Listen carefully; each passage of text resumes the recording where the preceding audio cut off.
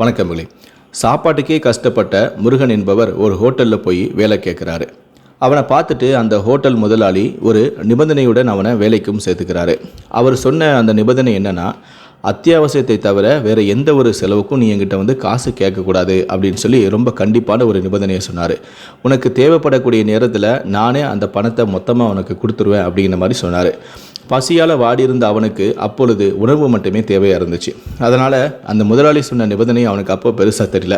சரி, அதை பின்னாடி பார்த்துக்கலாம் அப்படின்னு சொல்லிட்டு அவர் சொன்ன நிபந்தனைக்கு ஓகே சொல்லி அந்த வேலையிலையும் சேர்ந்துட்டான்.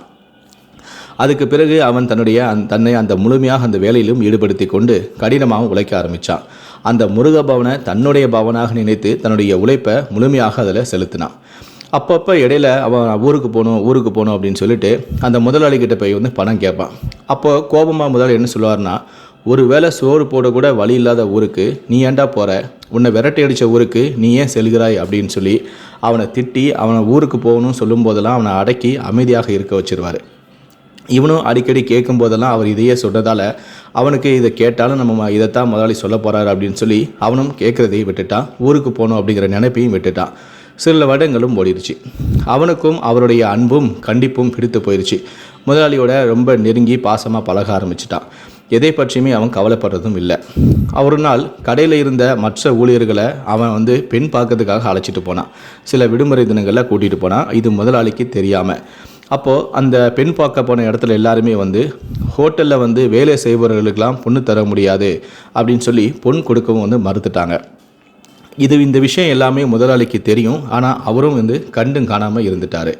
அவனை எதுவும் கேட்கவும் இல்லை, அவன் மேலே பரிதாபப்படவும் இல்லை. இந்த மாதிரி இவன் நிறைய இடத்துக்கு போய் பொண்ணு பார்க்க போயிருக்கான். ஆனால் யாருமே ஹோட்டலில் வேலை செய்கிறவனுக்கு பொண்ணு கொடுக்க மாட்டேன்னு சொல்லிட்டாங்களேன்னு சொல்லி அவன்கிட்ட அக்கறையாக பேசவும் இல்லை, அவன் மேலே பரிதாபப்படவும் இல்லை. இப்படியே நாட்களும் ஓடிச்சு. கிட்டத்தட்ட அந்த முருகன் இவருடைய கடையில் வேலைக்கு சேர்ந்து கிட்டத்தட்ட 5-6 வருஷம் ஆயிடுச்சு. அப்போது ஒரு நாள் முதலாளி முருகனை அழைச்சிட்டு வெளியே கூட்டிகிட்டு போனார். அப்போ கூட்டிகிட்டு போய் அதிகமாக ஹோட்டல் இல்லாத ஆனால் பரபரப்பு நிறைந்த ஒரு இடத்துக்கு கூட்டிகிட்டு போய் அங்கே இருந்த ஒரு புதிய கடையை காட்டினார்.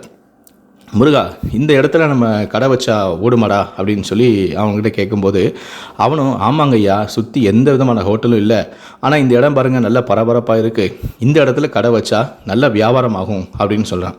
அப்படியா, அப்போ இந்த கடைக்கு நம்ம அட்வான்ஸ் கொடுத்துடலாமா அப்படின்னு கேட்குறாரு.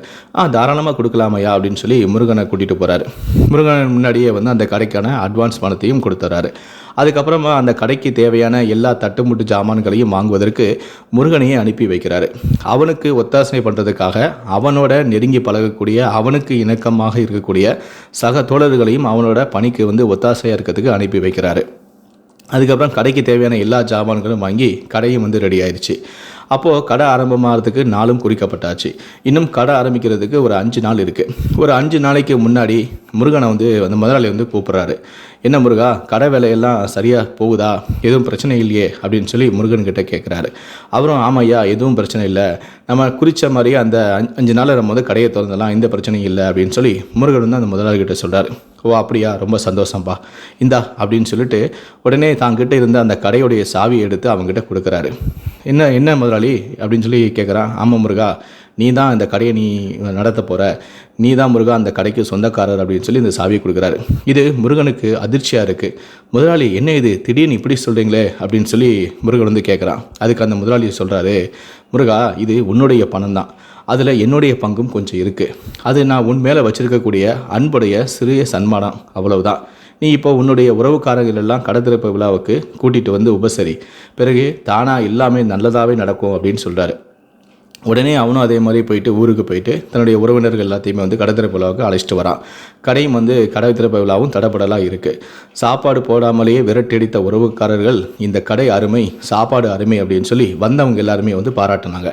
பிறகு அவனுடைய தூரத்து மாமாவே, அதுவும் வசதியான மாமாவே, அவர்களே முன் தன்னுடைய பெண்ணை முருகனுக்கு கொடுத்தாங்க. பிறகு முதலாளியுடைய தலைமையில் மாமா பொண்ணை அவர் திருமணமும் செஞ்சுக்கிட்டாரு. மிகவும் தற்போது வசதியாகவும் வாழ்ந்துட்டு வராரு. ஆனால் ஒவ்வொரு நிமிஷமும் அவருக்கு முதலாளி அடிக்கடி சொல்லக்கூடிய ஒரு தாரக மந்திரம் தான் அவருடைய காதில் ஒலிச்சுக்கிட்டே இருக்குது. அது என்னென்னா, உனக்காக மட்டும் வாழாத, உன்னை நம்பி இருக்கக்கூடிய அனைவரையும் வாழவை அப்படின்னு அடிக்கடி முருகன்கிட்ட அவருடைய முதலாளி சொல்வார். இந்த தாரக மந்திரம் தான் அவருக்குள்ள தினமும் கேட்டுக்கிட்டே இருக்கும்.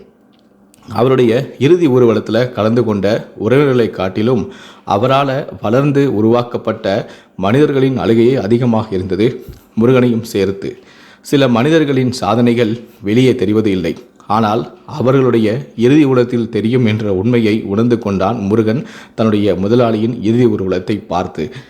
இந்த வீடியோவை பற்றிய உங்களுடைய கருத்துக்கள் என்ன அப்படிங்கிறத கீழே இருக்கக்கூடிய கமெண்ட் செக்ஷனில் மறக்காமல் சொல்லுங்கள். முடிந்த அளவுக்கு இந்த வீடியோவை மற்றவங்களுக்கும் ஷேர் பண்ணுங்கள். மேலும் இது போன்ற பல வீடியோக்களை பார்க்கணும் அப்படின்னு நினச்சிங்கன்னா மறக்காமல் நினச்சோம் நீங்கள் சப்ஸ்கிரைப் பண்ணுங்கள்.